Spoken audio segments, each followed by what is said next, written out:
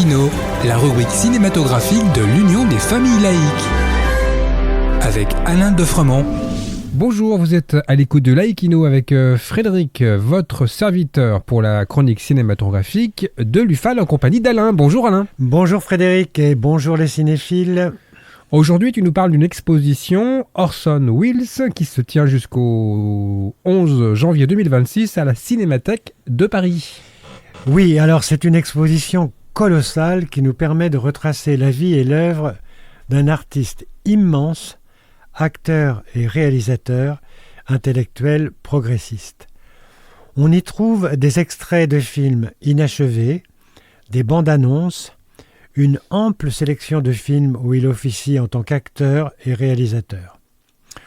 Longtemps, le grand classique qu'il réalisa en 1941, Citizen Kane, fut considéré comme le meilleur film de tous les temps.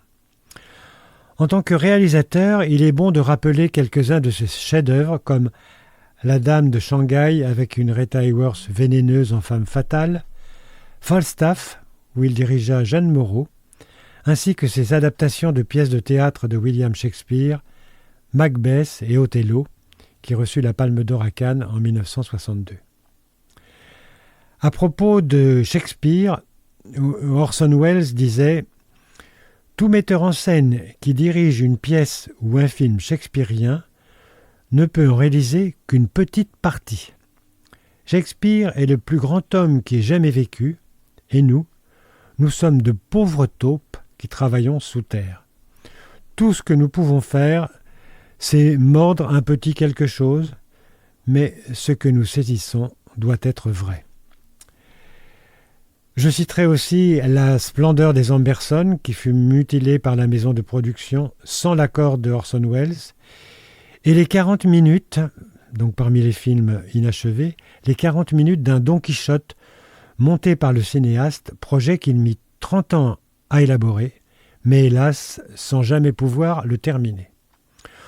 On y trouve Orson Welles, acteur, dans le film français de Claude Chabrol, La décade prodigieuse, dans le superbe Moby Dick de John Huston, dans Les Racines du ciel de ce même Huston, et surtout, dans le chef-d'œuvre intemporel de Carol Reed, Le Troisième Homme, modèle absolu de thriller vénéneux. Tout cela donc est à découvrir à la Cinémathèque de Paris jusqu'au 11 janvier 2026. Ne ratez pas cette expo, elle ne risque pas de revenir bientôt. Merci Alain. En attendant de nous retrouver, n'oubliez pas notre émission en balado-diffusion sur laicidad.ufal.org ainsi que sur notre site ufal.org. Pensez aussi que nos activités ne sont possibles que grâce à vos dons et à vos adhésions. À la semaine prochaine. C'était Laïkino, la rubrique cinématographique de l'Union des familles laïques. Retrouvez toutes nos rubriques Laïkino et l'ensemble de nos balados-diffusions sur lufal.org.